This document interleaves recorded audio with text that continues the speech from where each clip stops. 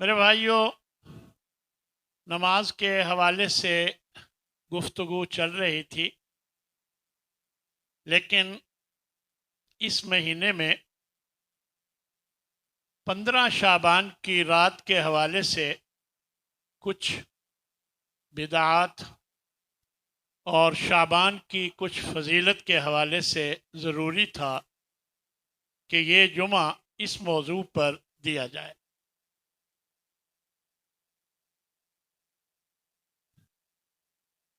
نبی کریم صلی اللہ علیہ وسلم نے ہمیں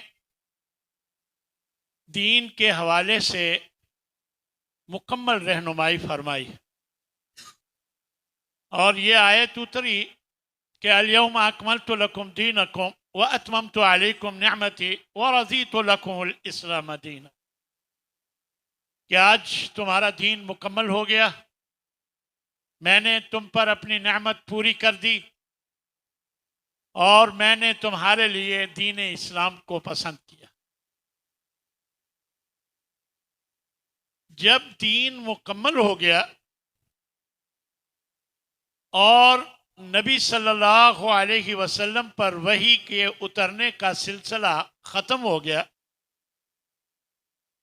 اب اگر کوئی نئی چیز، نئی بات اس دین میں شامل کی جائے تو اسے ہی بدعت کہتے ہیں۔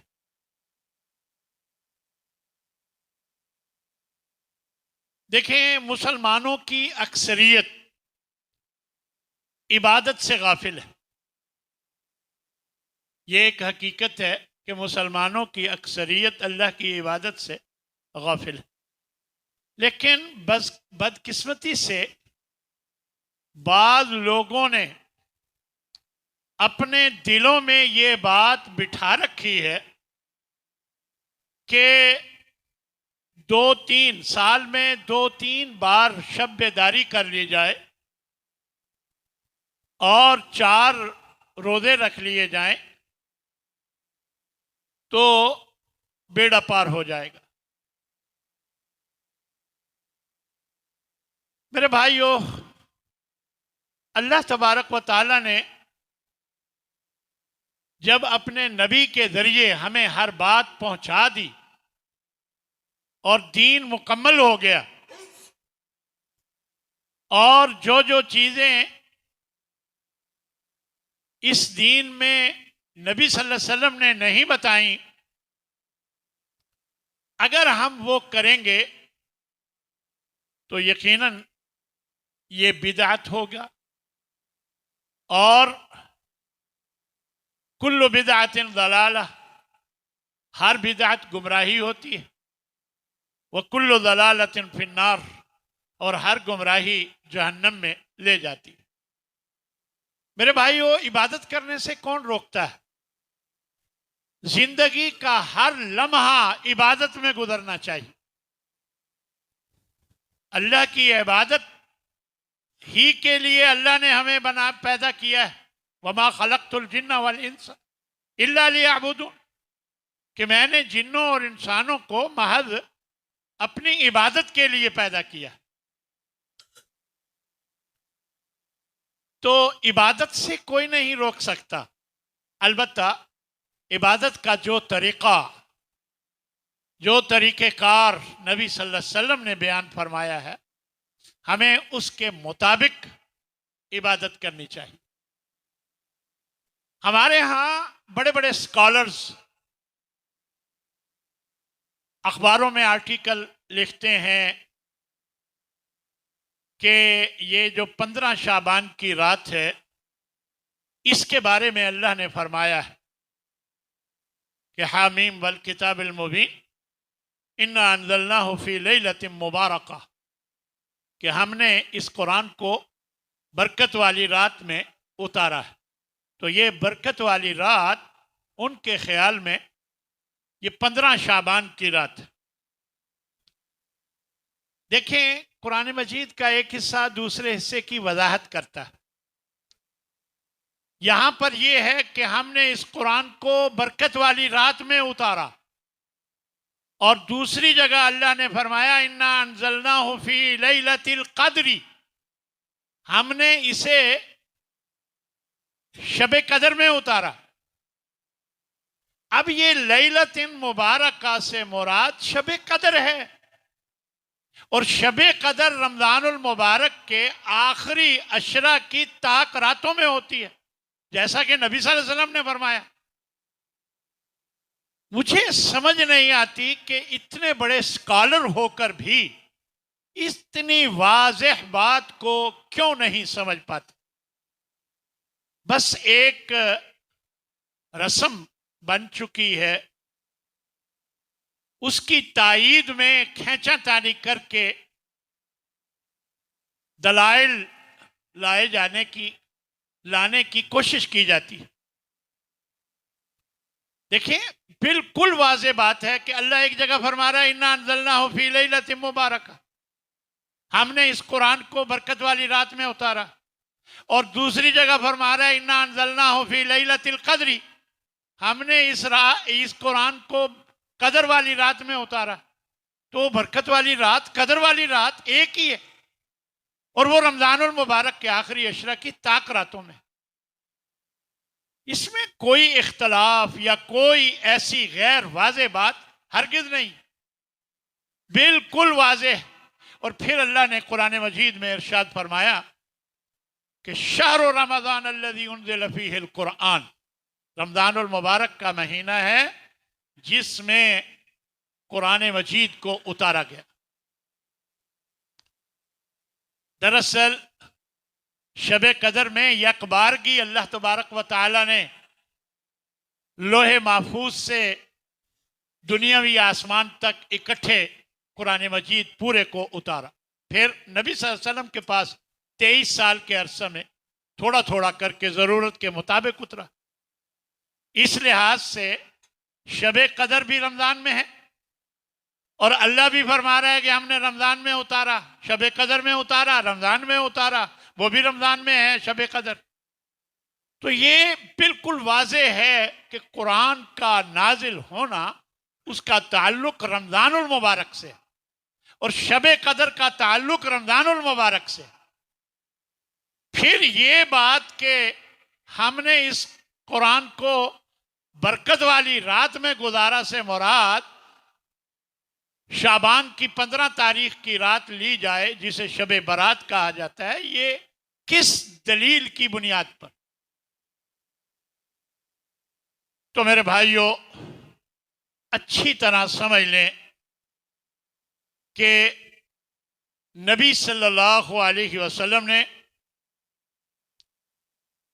دین کا ہر معاملہ واضح کر کے بتا دیا، اور آپ نے یہ بھی فرما دیا لا تختصوا لیلۃ الجمعۃ بقیام من بین اللیالی، جمعے کی رات کو باقی راتوں کی نسبت یا باقی راتوں کو چھوڑ کر جمعے کی رات کو عبادت کے لیے مخصوص مت کرو۔ وَلَا تَخُصُّوا يَوْمَ الْجُمْعَةِ بِصِيَامٍ، مسلم کی یہ روایت۔ اور جمعے کے دن کو روزہ رکھنے کے لیے مخصوص مت کرو کہ جمعہ کا دن برکت والا ہے لہذا میں نے آج اس وجہ سے روزہ رکھنا ہے۔ اللہ کے نبی اس سے منع فرما رہے ہیں کہ اس طرح عبادت کے لیے جن راتوں کو عبادت کے لیے شریعت نے مخصوص کیا ہے وہ واضح ہیں، ان کا انکار نہیں ہے۔ جب شریعت نے یہ چیز مخصوص نہیں کی ہے تو ہم اگر کہیں کہ 15 شعبان کی رات بڑی برکت والی ہے لہذا رات بھر عبادت کرو، قیام کرو، نماز پڑھو، تو یہ معاملات جو ہیں میں سمجھتا ہوں ہمیں اس طرح کی بدعات سے دور رہنا چاہیے۔ آپ صلی اللہ علیہ وسلم تمام راتوں میں عبادت کیا کرتے تھے، لمبا قیام فرماتے، یہاں تک کہ پاؤں مبارک سوج جاتے تھے۔ صحابہ نے کہا یا رسول اللہ، آپ کے اگلے پچھلے گناہ معاف اور آپ اتنی زیادہ عبادت کرتے ہیں، قیام کرتے ہیں، تو آپ کیا جواب دیتے ہیں؟ افلا اکون عبدا شکورا، کیا میں اللہ کا شکر کرنے والا بندہ نہ بنوں؟ میرے بھائیوں، اللہ کے نبی حضرت محمد صلی اللہ علیہ وسلم،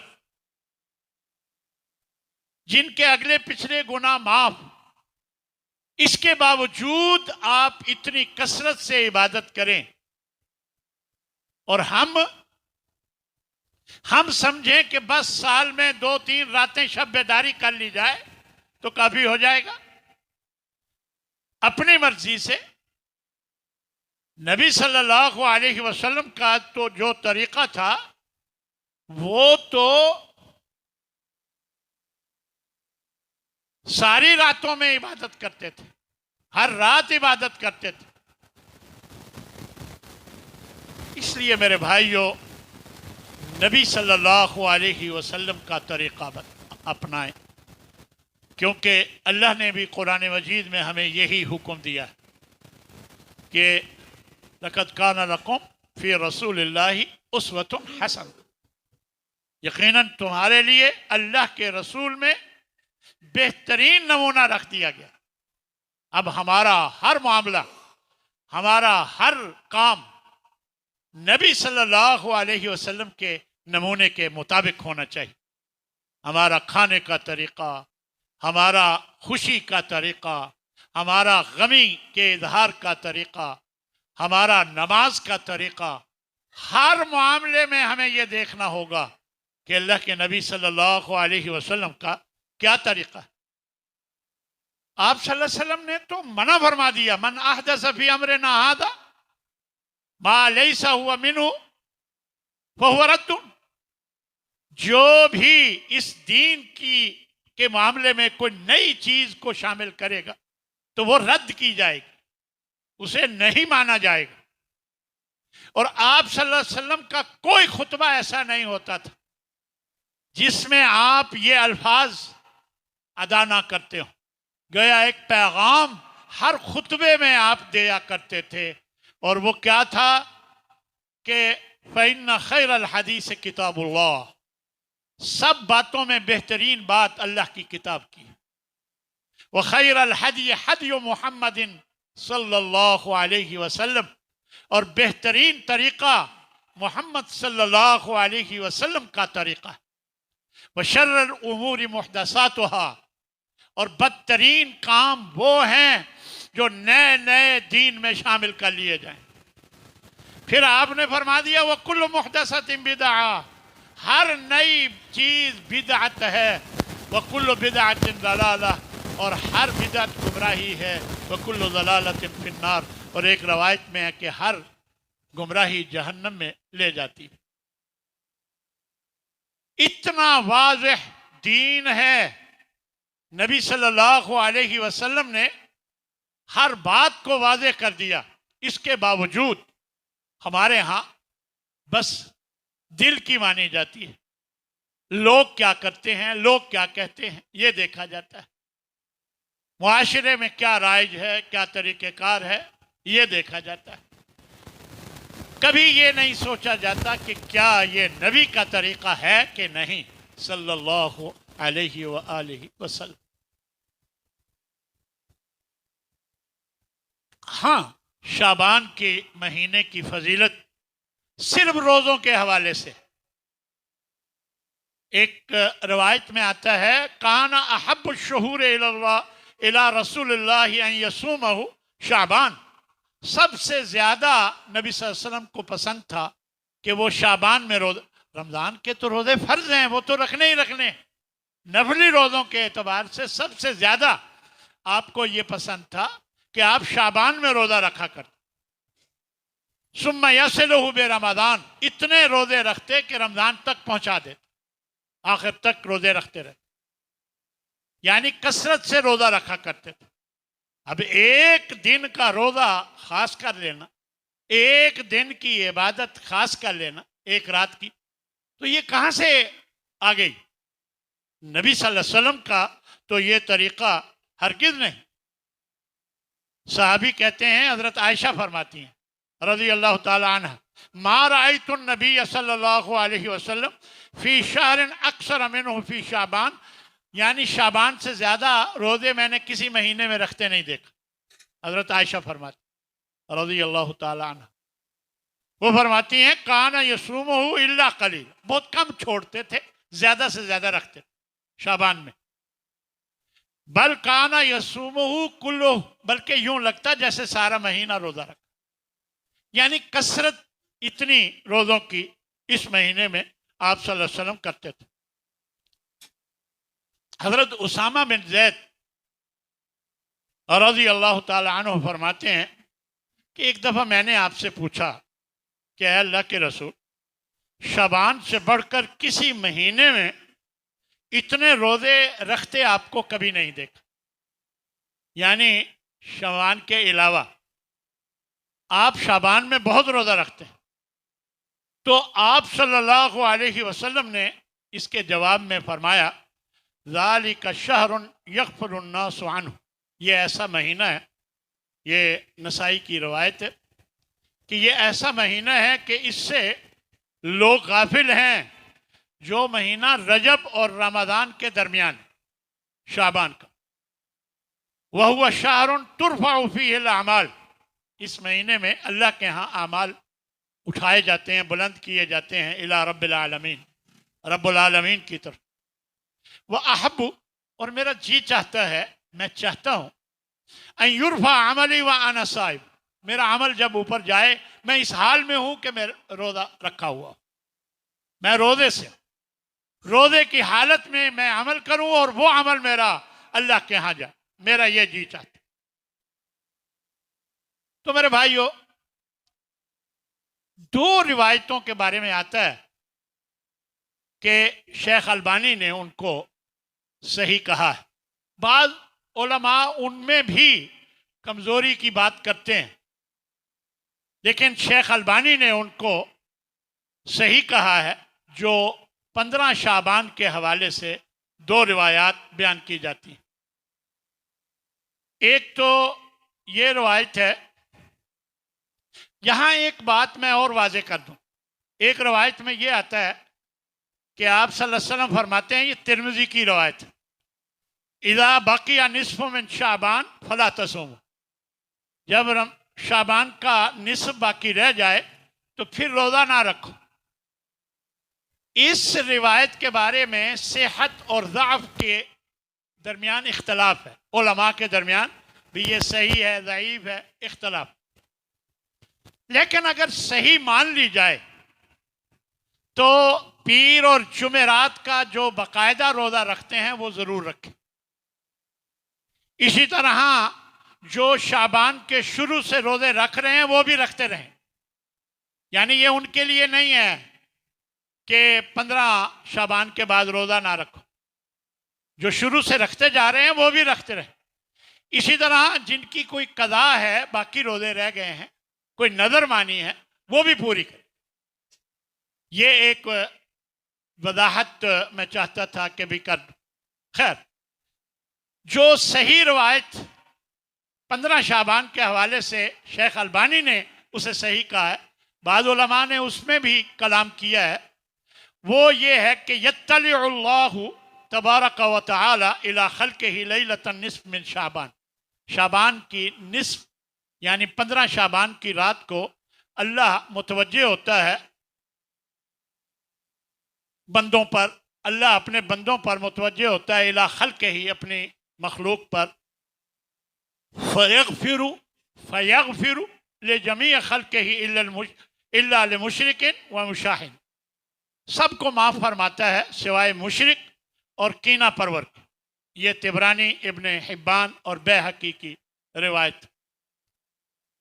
اور اسی طرح ایک اور روایت بھی کہ ان اللہ یطلع علی عبادہ فی لیلۃ النصف من شعبان،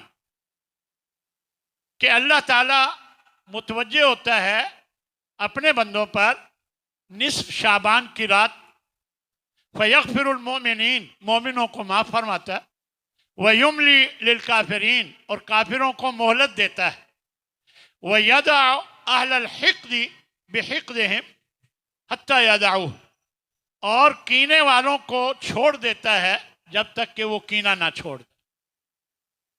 ये भी सही अल-जामे लिल अलबानी, उसमें ये रवायत है और शेख अलबानी ने इसे सही कहा है। मैंने आपको ये बताया कि इन दोनों रिवायात के बारे में भी कुछ उलमा ने कलाम किया, लेकिन शेख अलबानी का ख्याल है कि ये रिवायात सही। अब जो रिवायात मौजू हैं, मन घड़त हैं, और 15 शाबान की रात से उनका ताल्लुक जोड़ा गया है, उनमें पहली एक रवायत यह है कि शाबान और शहरी, शाबान मेरा महीना है, व रमज़ान और शहरुल्लाह, और रमज़ान अल्लाह का महीना है।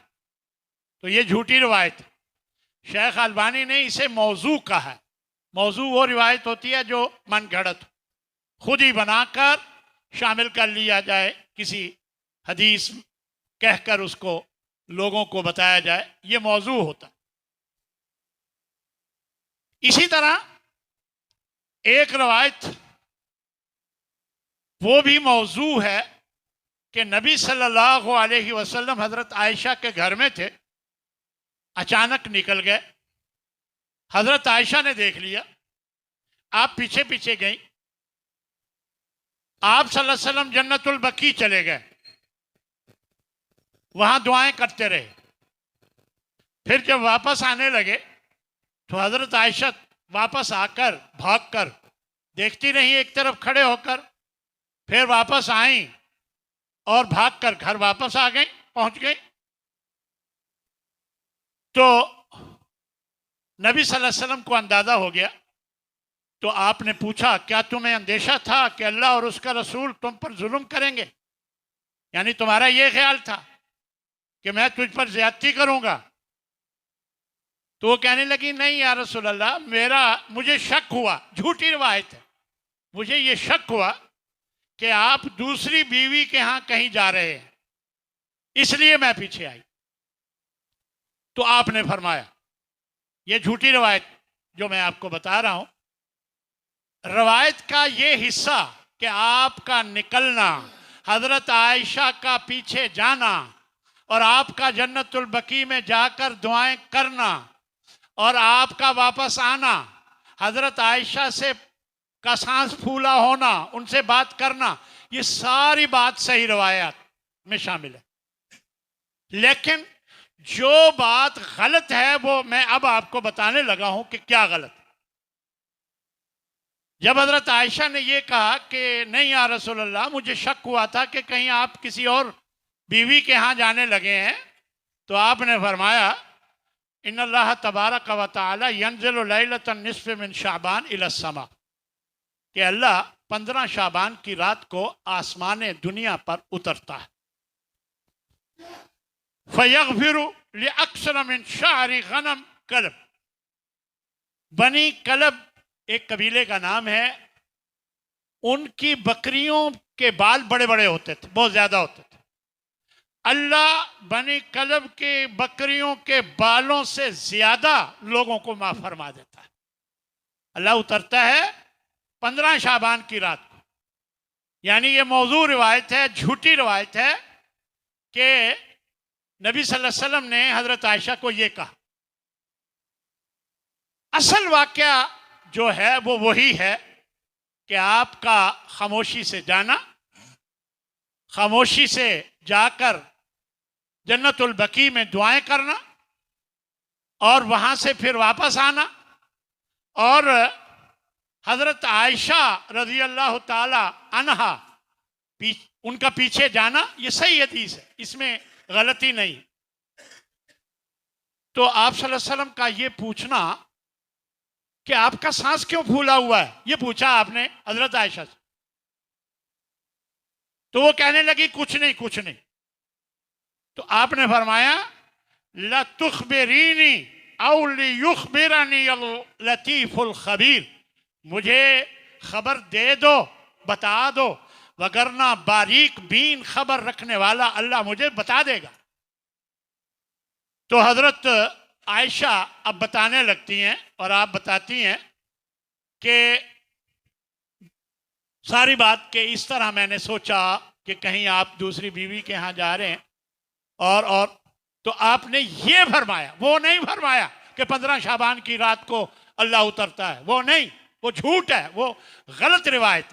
آپ نے فرمایا فَإِنَّ جِبْرِيلَ أَتَانِي، بے شک جبریل میرے پاس آئے تھے، حِينَ رَأَيْتِ، جب تو نے یہ دیکھا نا کہ میں نکل رہا ہوں، تو اس موقع پر دراصل حضرت جبریل میرے پاس آئے تھے، فَنَادَانِي فَأَخْفَاهُ، انہوں نے مجھے آواز دی آہستہ سے، چھپا کر، من کی، تجھ سے چھپا کر، فَأَجَبْتُهُ، میں نے بھی جواب دیا، فَأَخْفَيْتُهُ، میں نے بھی چھپا کر آہستہ سے جواب دیا حضرت جبریل کو۔ وَلَمْ يَكُنْ يَدْخُلْ عَلَيْكَ، دراصل وہ آگے نہیں آنا چاہ رہے تھے، پورا اندر داخل ہونا نہیں چاہ رہے تھے۔ وَقَدْ وَضَعْتِ ثِيَابَكِ، اس لیے کہ تو نے دوپٹہ وغیرہ اتارا ہوا تھا۔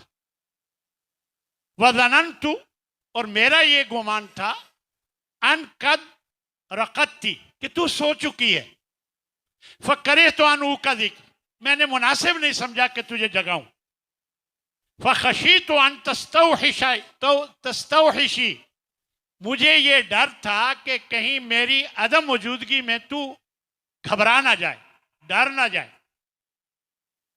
فقال، تو فرمایا، یعنی حضرت جبریل نے یہ آ کر مجھے بتایا، ان ربک یامرک، کہ تیرا رب تجھے حکم دیتا ہے، ان تأتی اہل البقیع، کہ آپ اہل بقیع کے پاس جائیں، فتستغفر لہ، ان کے لیے بخشش کی دعا کریں۔ اب یہ اصل واقعہ ہے۔ اب آپ دیکھیں کہ کیسے اہل بدعت کھینچا تانی کر کے اس واقعے کو بدعت کی طرف لے جاتے ہیں اور اپنی دلیل بنانے کی کوشش کرتے ہیں۔ ایک اور روایت، اذا کان لیلۃ النصف من شعبان، جب نصف شعبان کی رات ہو جائے، فقوموا لیلتہا وصوموا یومہ، اس کی رات کو قیام کرو، اس کے دن کو روزہ رکھو۔ فإن اللہ ينزل فیہا، اس رات یعنی 15 شعبان کی رات کو اللہ اترتا ہے، لغروب الشمس الی سماء الدنیا، سورج غروب ہوتے ہی دنیاوی آسمان کی طرف، اور پھر کہتا ہے کوئی بخشش مانگنے والا کہ میں اسے بخش دوں، ہے کوئی رزق مانگنے والا کہ میں اسے رزق دوں، ہے کوئی تکلیف میں مبتلا کہ میں اس کو عافیت دوں، ہے کوئی کچھ مانگنے والا کہ میں اس کو عطا کر دوں۔ یہ اللہ کہتا ہے، یعنی 15 شعبان کی رات کو اترتا۔ یہ جھوٹی روایت۔ اللہ تبارک و تعالیٰ کے بارے میں نبی صلی اللہ علیہ وسلم نے فرمایا کہ ہر روز تہجد کے وقت اللہ آسمان دنیا میں اترتا ہے، اور یہ الفاظ بھی ٹھیک ہیں کہ اللہ یہ فرماتا ہے، یہ بھی غلط نہیں، یعنی یہ حدیث صحیح ہے، لیکن اس کا تعلق 15 شعبان سے جوڑ کر اس حدیث کو غلط کر دیا گیا۔ حدیث درست ہے کہ اللہ آسمان دنیا پر اترتا ہے، وہ تو ہر رات اترتا ہے، 15 شعبان کے ساتھ اس کا کوئی تعلق نہیں ہے۔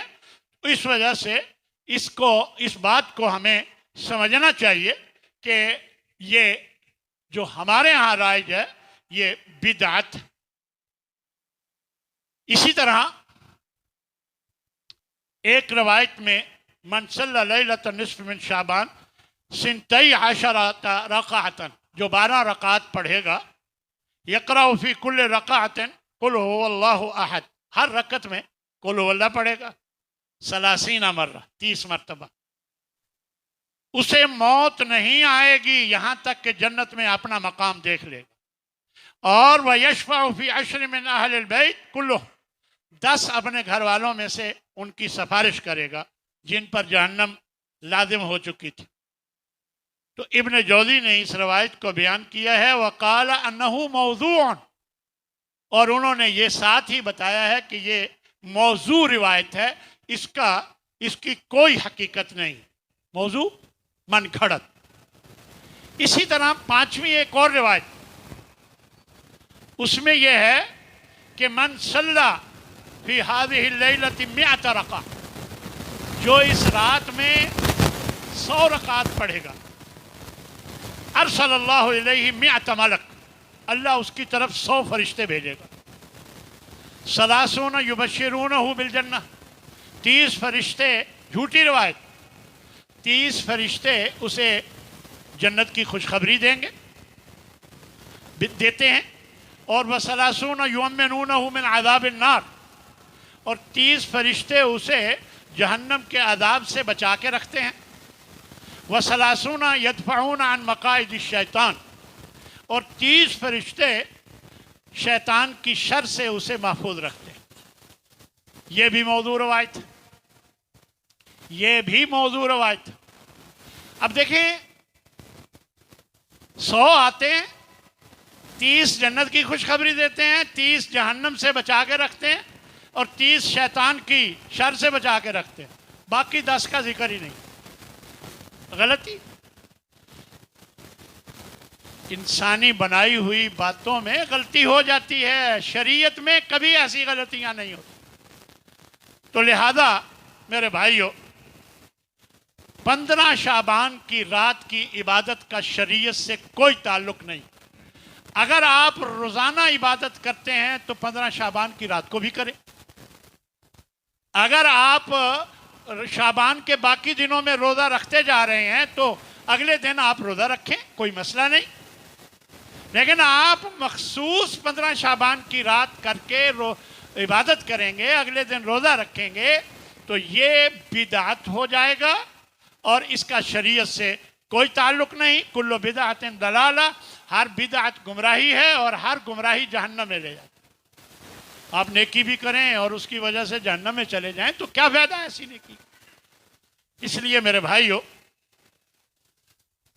بہت سے اور معاملات دیکھے گئے، حلوہ پکاتے ہیں اور کہتے کیا ہیں کہ نبی صلی اللہ علیہ وسلم کے دندان مبارک شہید ہوئے تھے تو آپ نے حلوہ بنا کر کھایا تھا۔ وہ اس کا 15 شعبان سے کیا تعلق ہے بھائی؟ چلیں، وہ تو جنگ احد میں آپ صلی اللہ علیہ وسلم کے دندان مبارک شہید ہوئے تھے، اور عین ممکن ہے آپ نے حلوہ، کیونکہ دانتوں کی تکلیف کی وجہ سے حلوہ منگوایا ہو، کھایا ہو، لیکن اس کا 15 شعبان سے کیا تعلق ہے؟ اور وہ تو 7 یا 11 شوال کو ہوئی جو آپ کے دندان مبارک شہید ہوئے، 7 شوال یا 11 شوال کو۔ اچھا، اسی طرح بعض لوگ شب برات کو مردوں کی عید کہتے ہیں، اور کہتے ہیں تنزل الملائکۃ والروح، فرشتے بھی اترتے ہیں اور روحیں اترتی ہیں، یعنی کھینچا تانی کرنا۔ تنزل الملائکۃ والروح، روحیں اترتی ہیں، فرشتے اترتے ہیں، حالانکہ اس روح سے مراد روح الامین ہے کہ فرشتے اترتے ہیں، اور ساتھ جبریل امین بھی اترتے ہیں، کیونکہ اللہ نے تنزل الملائکۃ والروح کے علاوہ اذ ایدتک بروح القدس، اللہ نے فرمایا کہ ہم نے تمہاری مدد کی روح القدس کے ذریعے، اور ایک جگہ فرمایا نزل بہ روح القدس، اس قرآن کو روح القدس لے کر اترے۔ اب وہ روح القدس سے مراد تو جبریل امین ہے، فرشتے اترتے ہیں اور جبریل امین اترتے ہیں، یہاں روحیں اترتی ہیں، کہاں سے آ گئے؟ تو میرے بھائیو، یہ ہمارے ہاں مختلف بدعات کا ارتکاب کیا جاتا ہے۔ مثلا مسجدوں میں مخصوص نماز کے لیے جمع ہوتے ہیں، قبروں کی زیارت کو خاص طور پر جایا جاتا ہے، جانا چاہیے، وہ تو مسنون ہے، لیکن اس کا خاص اس کے ساتھ تعلق جوڑ کر کرنا یہ غلط ہے۔ آتش بازی کی جاتی ہے، اسی طرح چراغاں کرتے ہیں، موم بتیاں لگاتے ہیں، اگربتیاں لگاتے ہیں، اور قبروں کو درست کرنے کا عمل ہوتا ہے، قرآن خوانی کا اہتمام کیا جاتا ہے۔ یہ سارے کام پورے عالم اسلام میں کہیں بھی نہیں ہوتے، پورے عالم اسلام میں سوائے پاک و ہند کے کہیں بھی نہیں ہوتے۔ میرے بھائیو، کچھ لوگوں کا خیال ہے کہ جب یہ مغفرت کی رات ہے، اگر اس حدیث کو صحیح سمجھا جائے تو کیا حرج ہے اس میں عبادت کرنے میں؟ دیکھیں، آپ کی زندگی میں 23 سال شب برات آئی، نبوت کی زندگی میں، تو کبھی بھی آپ نے ایسا نہیں کیا، گویا آپ کا یہ طریقہ نہیں ہے۔